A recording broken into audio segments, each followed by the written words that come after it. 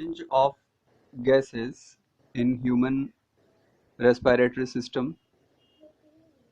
Human के respiratory system में lungs और लंग्स के अंदर एयर सैक होते हैं।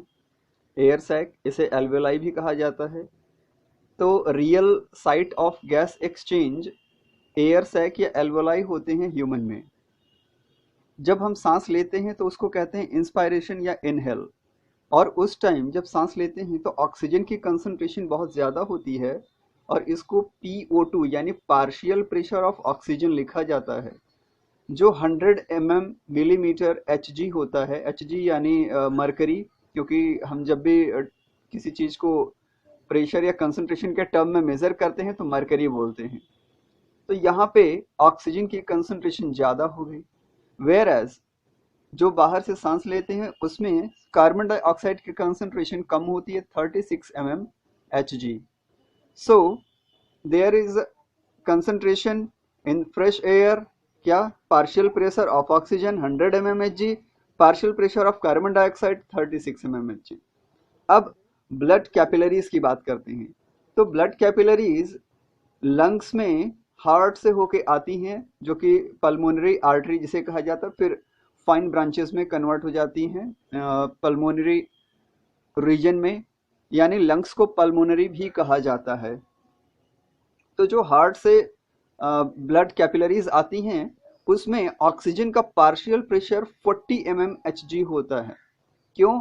क्योंकि maximum of the oxygen utilize हो जाता है सेलुलर रेस्पिरेशन में, ऑक्सीडेशन हो जाता है माइटोकॉन्ड्रिया से एनर्जी बनाने में ग्लूकोज को तोड़ तोड़ के, और यहाँ पे CO2 की कंसंट्रेशन ज़्यादा हो जाती है क्योंकि ग्लूकोज जब टूटता है तो CO2 में कन्वर्ट होता है। तो partial pressure of carbon dioxide 46 mmHg, यानी ऑक्सीजन का कंसंट्रेशन कम है और CO2 का कंसंट्रेशन ज़्यादा है। अब कंपेयर करते हैं। एयर सैक में ऑक्सीजन का कंसंट्रेशन 100 mmHg और ब्लड में है 40 mmHg।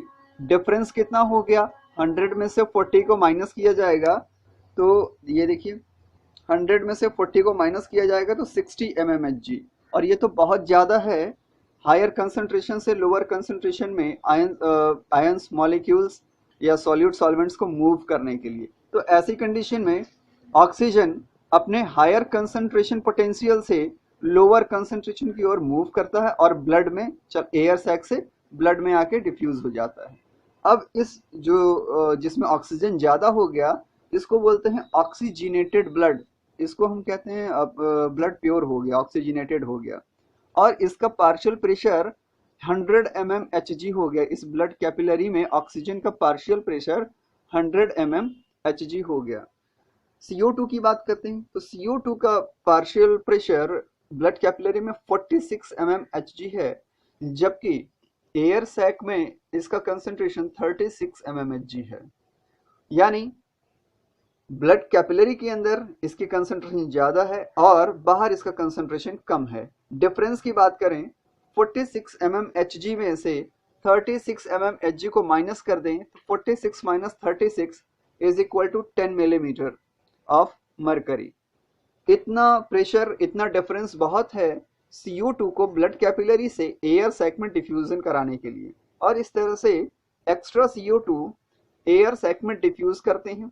अब एयर सैक में जो CO2 एक्स्ट्रा हो गई तो इसका कंसंट्रेशन P46 हो जाएगा। अब ये एयर फाउल एयर कहलाती है और फिर सांस जब छोड़ते हैं तो CO2 बाहर निकल जाती है, और इस तरह से जब आगे ब्लड फ्लो करता है फिर से हार्ट की ओर जब जाता है तो कंसंट्रेशन जो कार्बन डाइऑक्साइड का है वो 36 mmHg यानी कम हो गया।